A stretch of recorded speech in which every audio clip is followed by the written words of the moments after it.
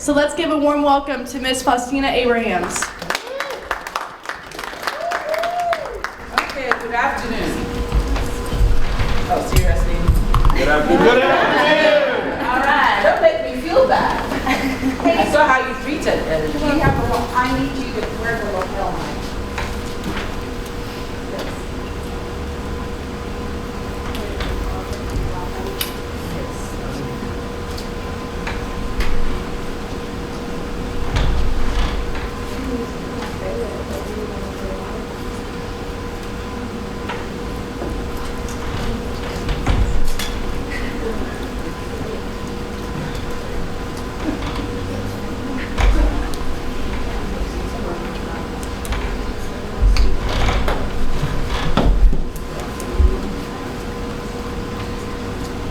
Okay, so I'm going to start all over again. Good afternoon. Good afternoon. All right, I saw how you treated Susan, and I will expect no less.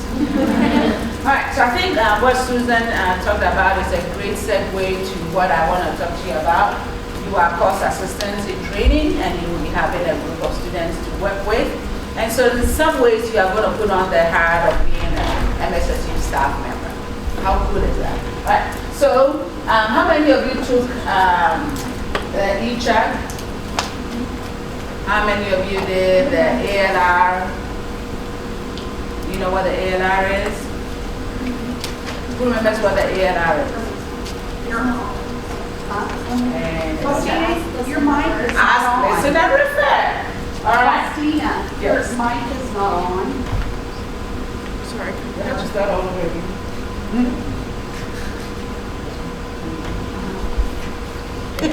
All right. Okay. There you go.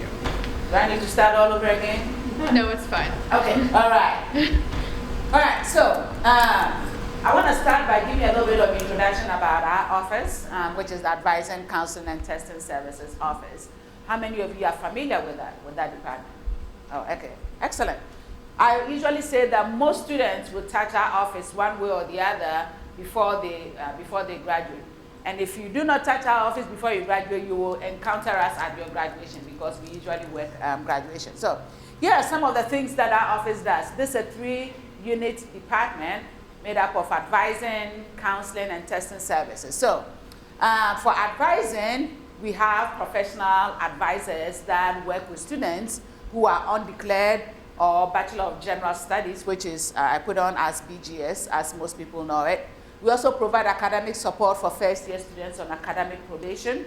And why is it important that you know that? Some of the students that you are going to be working with are going to be on academic probation, all right? Because they may have taken the class last semester and failed it, and are taking it again, and may be on academic probation. We also work with advising. We advise students in transition. Anybody have an idea what a student in transition means? Like transfer students? What else? First-year students. All first-year students are in transition because they are transitioning from high school or having been at home and getting into the college world. So this is the students that you are going to be working with. So in some ways, you are going to be working with students in transition. So you need to put on your A game. You have to present yourself as knowledgeable people. And part of being knowledgeable is to know where to send them if you cannot help address their questions, all right? We do secondary advising for all academic majors. What does that mean when I talk about secondary advising?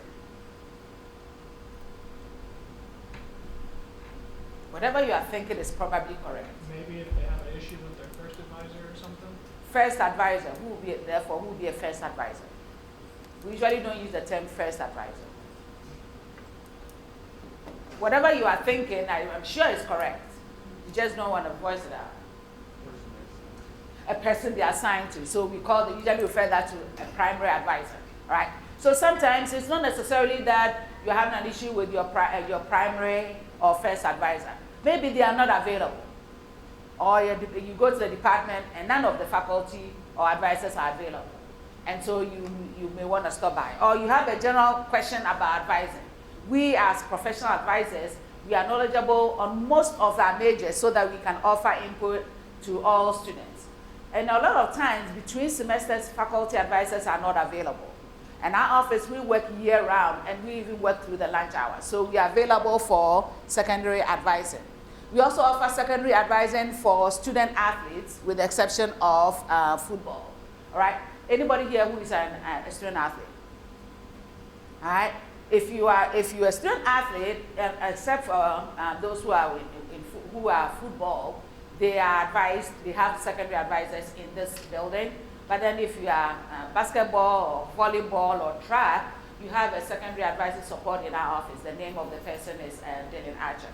And so, as you are working with your students, if you know that any of them are student athletes and they have questions, or you know that they are having some challenges, you may want to encourage them to come and see Dylan in our office.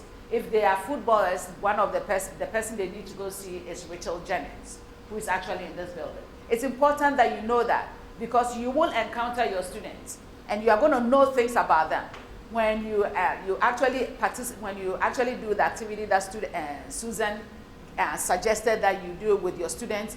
When you get to know more about them, you are going to know which ones you will need to connect them with resources, because you are going to be a resource expert. You are going to be one of those who is going to refer students to get help. All right. So we also provide advising support for distance learning students. Who are distance learning students? Online students. Which kind of online students?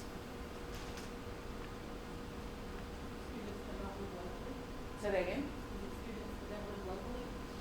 Not necessarily. They could. Not necessarily. When we use the term distance learning, we are talking about students who are taking all their classes online. All right. So some of the students may be taking 1 or 2 or 3 classes online.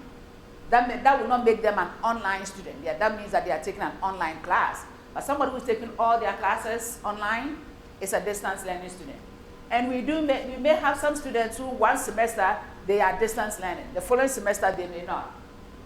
All right, so it varies. We don't have a student that are designated a distance learning student for the life of their student career. Right? We provide general advising support. And then in our office, we also manage the LALA student referral system, which is one of the primary topics that we will be talking about. So this is generally what we do when it comes to advising. All right. And then we have counseling services also in our area. So our counselors are licensed professional counselors. That means that they are the same kind of counselors that people go and pay many dollars in the community to get mental health counseling. Counseling is how much for our students? How much do students pay? Free. All right. So as you are reading those papers, if you venture to give the students the assignment, and you read a paper, one of the assignments, and you realize the weight or the challenges or sometimes the dysfunction or sometimes the area of need in that student's paper, that could be something that you may discreetly offer, let the students know that there is free mental health counseling on campus.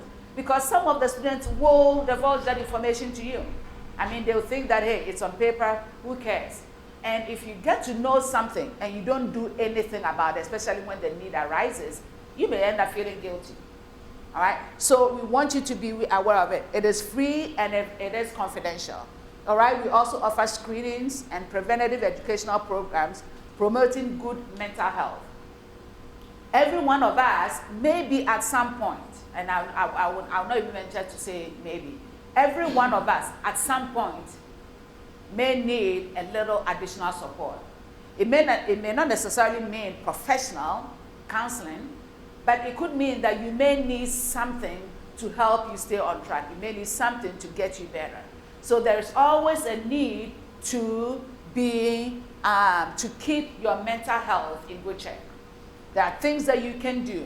And so our department offers preventative programming.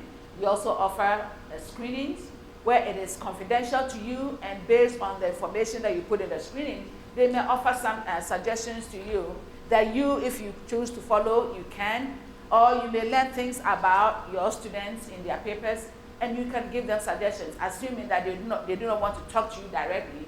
You can give them that information, all right? So some of the preventative programs that we offer includes the ALR, which is the AskListener Refer, which we're going to go into it a little bit deeper, and then alcohol education, which is E-chug. and marijuana education, E-toke.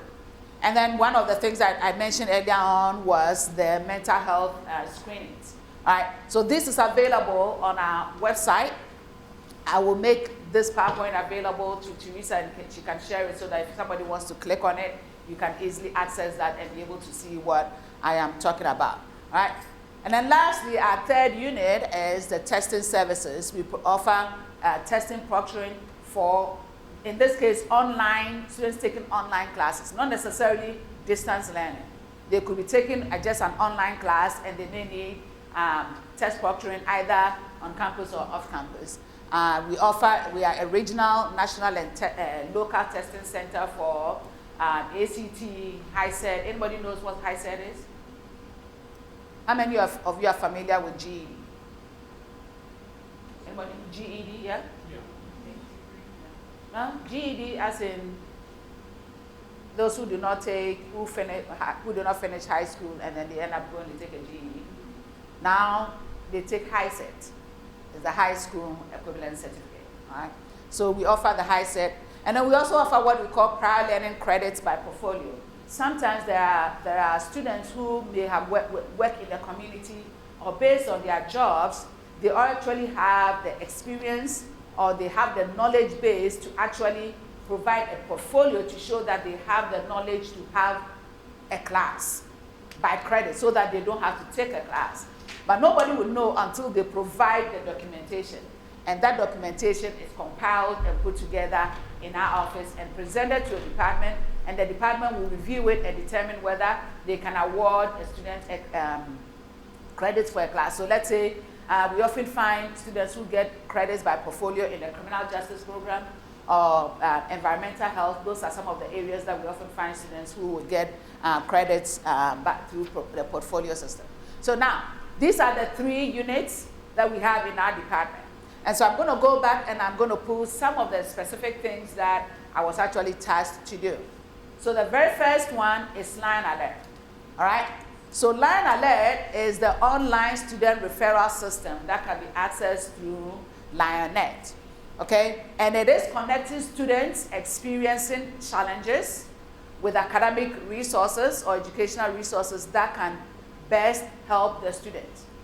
Sometimes students think about Line Alert or when they hear somebody has referred me, means that you are maybe like you've been called to the principal's office. That's not what it's about. When you are reading about your students or when you are experiencing things that they are seeing, you are seeing in the classroom, how many of you have actually had a student or had a classmate that you were concerned about? All right? And how many of you have felt, I wish that there was something I can do, but I don't know what to do? I've been a student. I actually was a student here at Missouri Southern. And this gives you an opportunity to actually refer students, okay? This is also an opportunity for you to actually get help for yourself.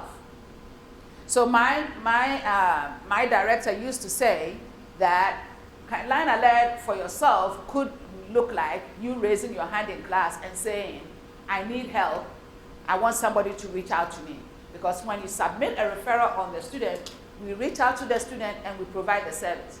So if you submit a referral on yourself, we reach out to you and we get you the help that you need. And we have had students refer themselves. We have had students refer other students. But let me tell you one thing. As course assistants, you are going to come into a wealth of information. And sometimes you may think that what you know is just what you know. But more often than not, what you are seeing could also mean that there's other people are seeing it. If one person submits the referral, it has weight. We are going to reach out to the student. But imagine if 4 people submit a referral on the same thing. And we've had that before when somebody submitted a referral thinking that, and I remember the words, said, I am just not sure whether what I'm seeing is correct or not, and they give the information. We reach out, and in less than 24 hours, 3 other faculty members submitted the same information in different words. That makes us know that this is even more important than when we just had that one referral. So your voice is important in helping students, right? So referrals, as I mentioned here, can be submitted by faculty, by staff, by students, and also, like I mentioned earlier, yourself. Even we have people in the community that submit referrals. So there's a separate link where people within the community can also submit referrals on people they live with at home, or people they just know by way of being a friend or a family member. And I'm going to show you how you can access that, right? So here are some of the reasons why people submit referrals, all right? Maybe academic reasons. As a course assistant, you will know that some of your students will not turn in their work. It is likely that it could just be you that another faculty member may be submitting referrals on. Did you know that Teresa can submit a referral even on you as a course assistant? If she gets to know that maybe you are struggling with something. If Teresa were to submit a referral on you, it doesn't mean that she thinks that there's something wrong. It just means that there's probably something going on that she thinks that somebody else can help you. And for UE100, it is expected that the instructors and course assistants submit referrals on students for attendance, for grades, for work, if you think that a student needs tutoring, if you think that the student is not handling things well, if you think that the student is having relationship troubles, or as you are reading their papers, you are realizing that they are talking about abuse, or they come to class and you see signs of abuse. What would be a sign of abuse that you can see? Bruises. What else?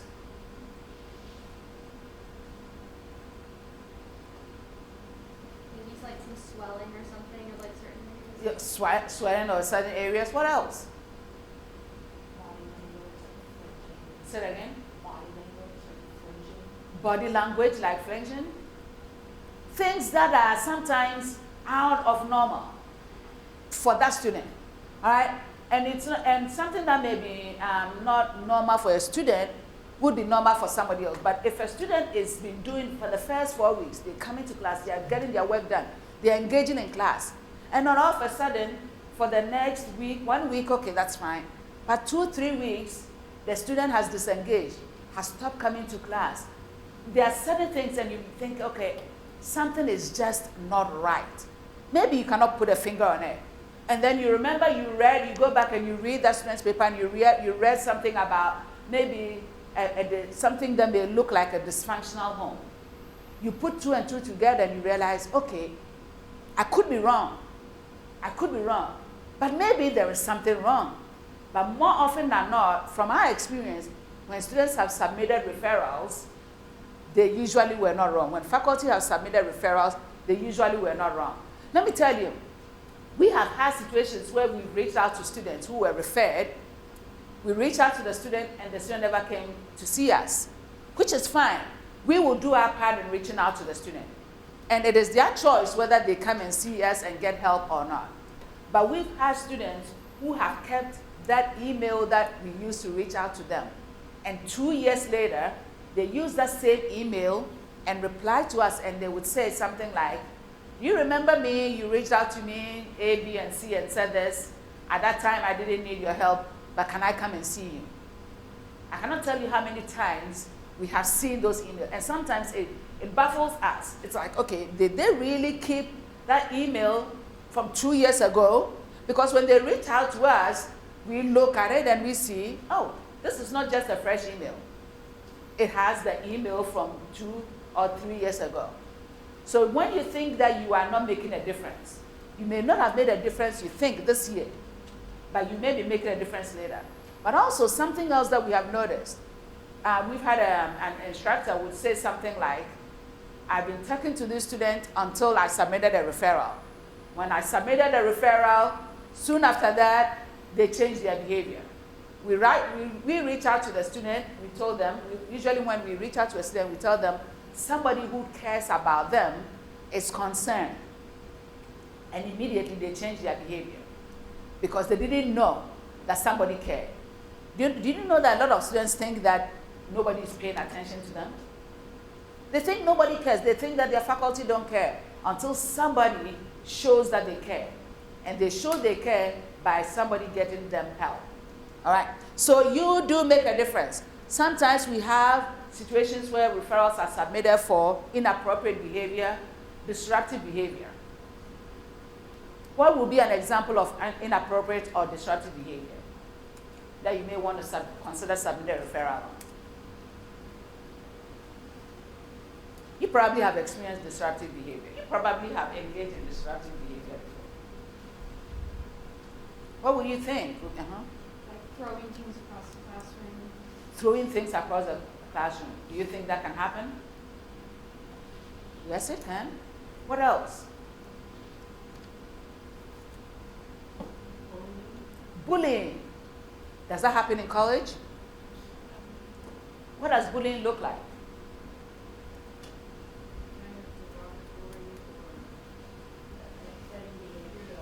Upsetting behavior. You dumb?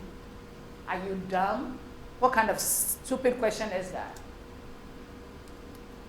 If you ask a question and some of your classmate tells you, what kind of stupid question is that? Will you ask a question again? How would you feel? If you have a student who is always mouthing those behaviors, is that appropriate? Why should you take it? But if you do not let somebody become aware of it, how is that behavior going to change? All right? What else? What are some of the behaviors that you will consider inappropriate or physical that would threaten you?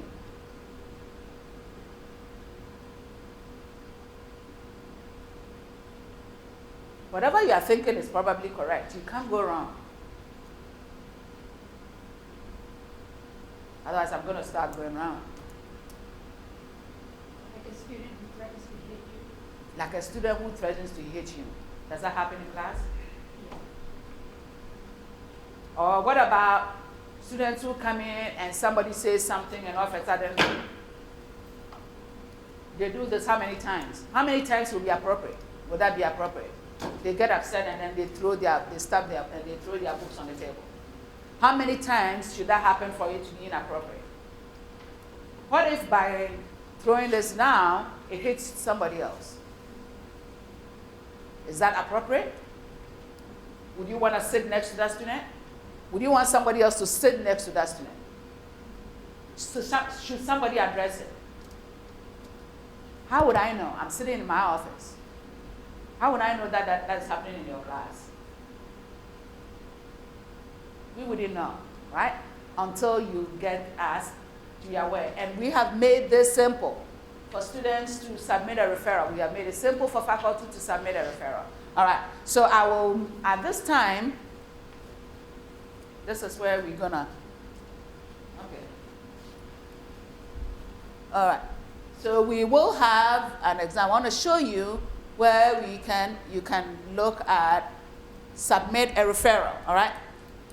So the LALA referrals are submitted through Lionnet. All right, so when you look into Lionnet, you log into your Lionnet and on the bottom floor, right here, I'm going to show you. Can you see? This is Line Alert. This gives you the information about what it is. Tells you when this was created, how it was created. This is the referral form. This will take you, if you have a referral to submit, it takes you just a few minutes to submit a referral. All right? And right here, you enter this information, refer a friend, you can do the ask for help, but right in this, submit an alert. So let's say I want to submit an alert on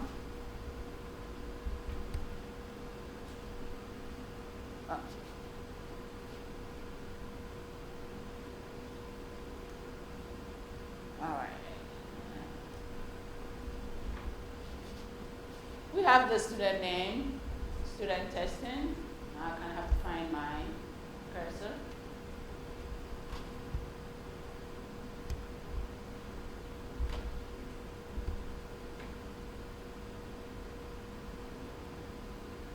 It's not doing that though. Okay.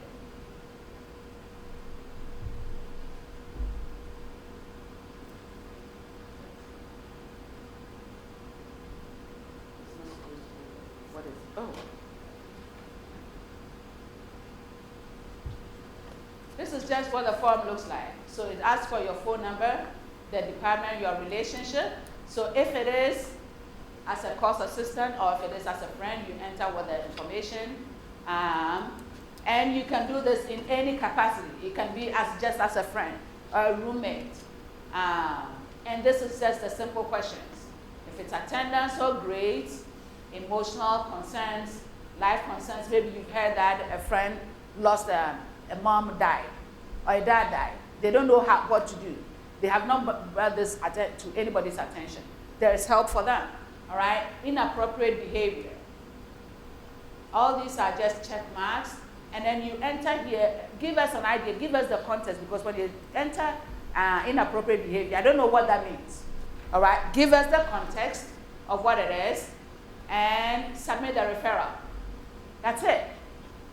Then it's out of your hands. We reach out, if the referral comes to our office, we reach out and we help the student. If it is something that is physical behavior, inappropriate or violent behavior or threatening behavior, we have a group on campus called MSSU Cares, made up of faculty and staff that are making sure that students are safe, the campus is safe, and they are going to reach out to their student and they are going to work with their student, make sure that that behavior doesn't happen again. All right, or if they have to monitor the behavior, then they have that information. But I want to stress, okay, that what information you submit could just be one more thing that we already knew. You have a piece of the information. So don't ever think that what I know means nothing or it's just something little. I really want to stress that. Any questions on Lion Alert? All right. So when can you use that as students? When can you use that as CAs? Anytime. This, as long as you have Lionnet at home, you have access to this form. If you know somebody who is thinking about maybe they are not on campus and they want to be able to submit a referral on a student, I want to make you aware that this is also available for off-campus students who do not have access to Lion Alert.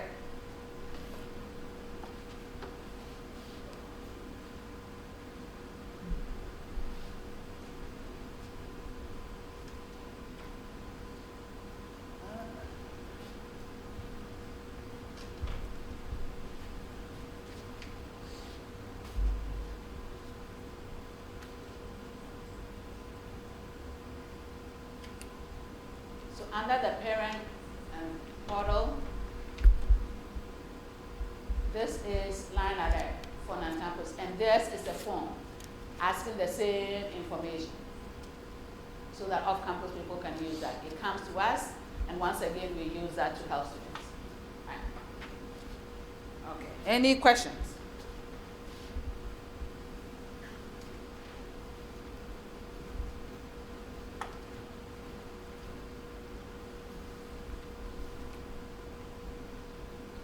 So what happens after a referral is submitted? The referral is treated with confidentiality. We are not going to go share this with your faculty. We are not going to go share this. If we need to gather additional information, we will gather. So let's say you send us information about a student that is considering suicide, okay? But you just give us very little information. Maybe we may reach back out to you and ask for additional information because context makes a difference, all right? But then we reach out and help connect the student to the best department that can actually help the student. Right.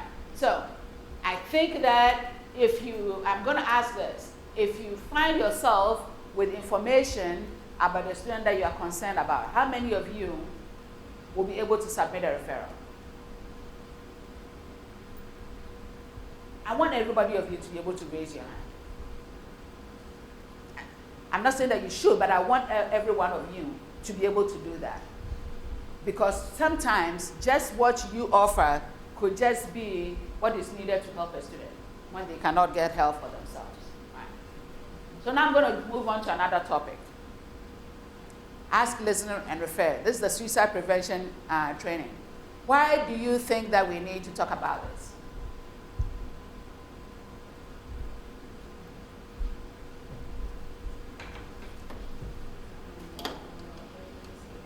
Say it again.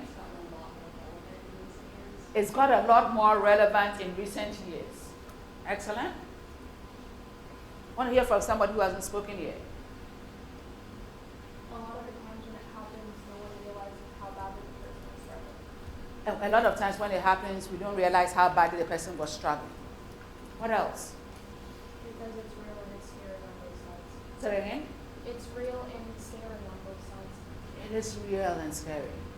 I mean, did you know that there is a law coming that is going to require institutions, even in high school, elementary, that we have to provide?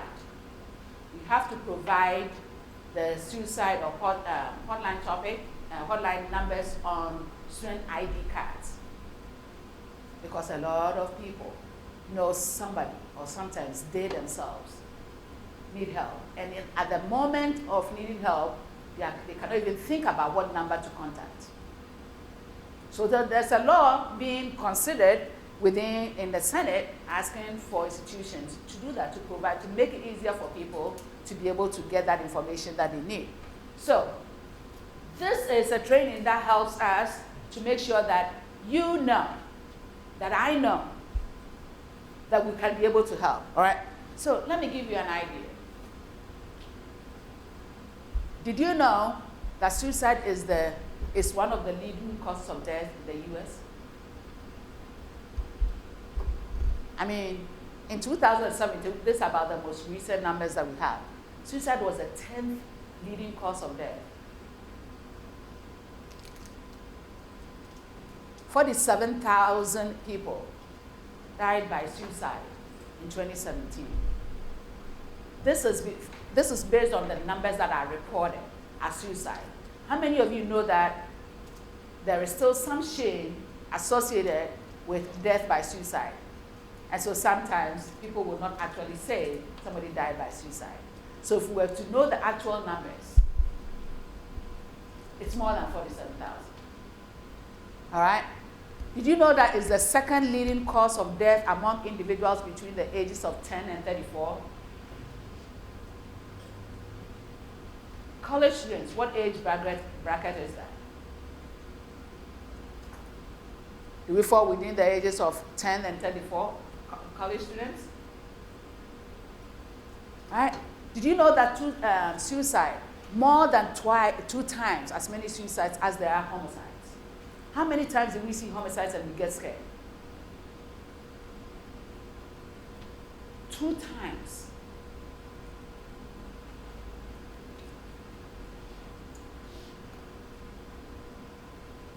So that's national. Now this is Missouri. It's the second leading cause of death for ages between 15 and 24. This is Missouri, so no, we are not that far off. Missouri ranks 18th nationwide for suicide.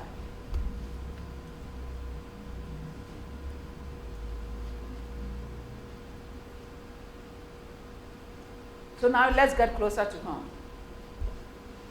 This is Missouri Southern in terms of suicidal thoughts and behaviors. All right? We usually, Missouri Southern is part of a coalition called Partners in Prevention. It's a coalition of several institutions in Missouri that promote student wellness. And each year we conduct a survey. It's called the Missouri Assessment of College Health Behaviors Survey. And they sample students. They reach out and sample students.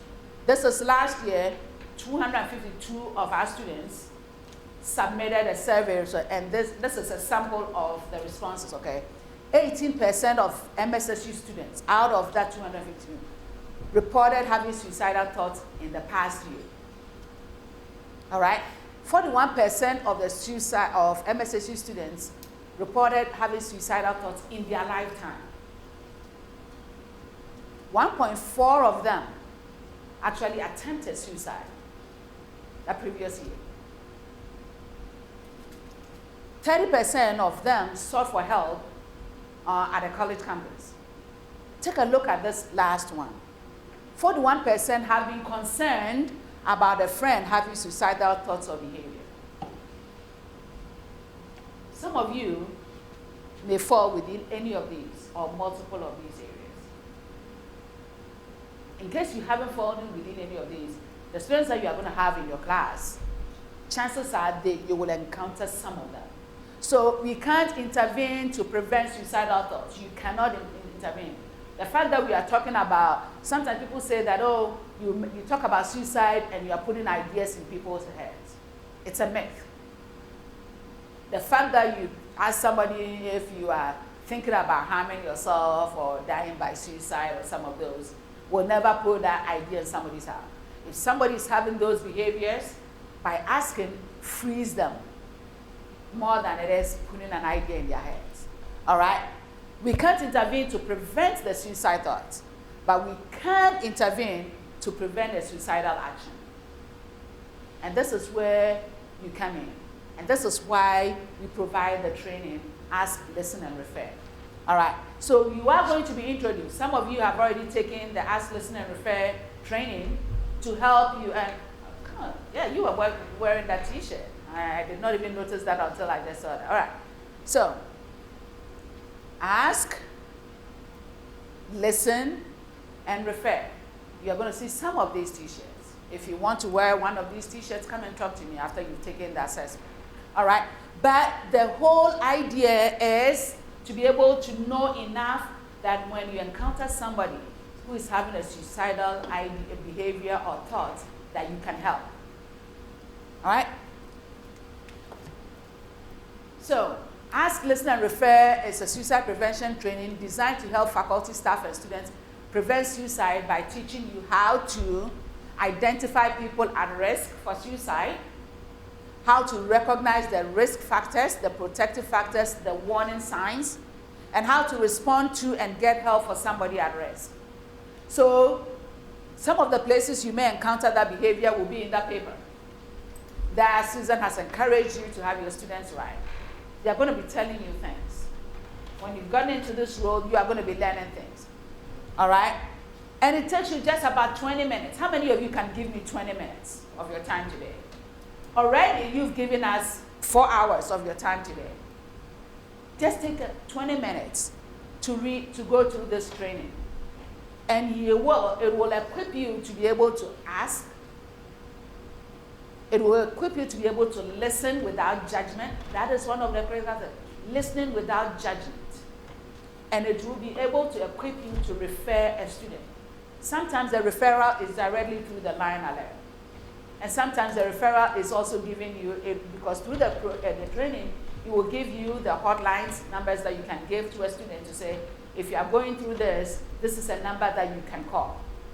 All right? It is intended to be educational rather than therapeutic. So don't think that you are going to put on a mental health hat and become a counselor. That is not what it's about. It is just to equip you to be able to do that. Now, can I put you on the spot? You are wearing that T-shirt, so I'm assuming that you've taken it. Can you give us any input about what you learned or what you thought about that training, if you remember it?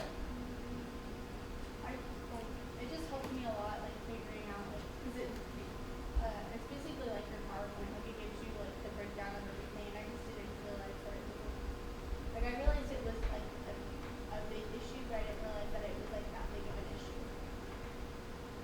Until you actually take the time to get educated, you wouldn't know how big of it. You would think that it's a little problem until you get to know. But it is very empowering, because the next time you hear about somebody having suicidal thoughts, suicidal behavior, you are not going to feel powerless.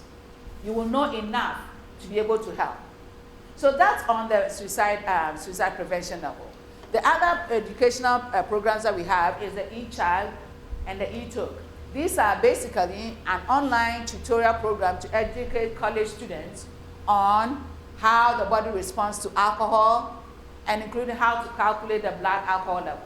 Now, I'm not going to ask you this, but I'm sure you probably all know that there is the perception that college students come and they like to drink. the perception is that college is for partying. But I can assure you that that perception doesn't line up with the reality. And this educational programming gives you that information. Students do not, if you get to know, if you are educated and you don't use that education, it's up to you. But sometimes becoming educated helps you to make appropriate decisions or accept the consequences of your action. And this is what this is about. So the E-chug is alcohol education. And again, we do not ask much of you. It's 10 to 15 minutes. And the same thing it is with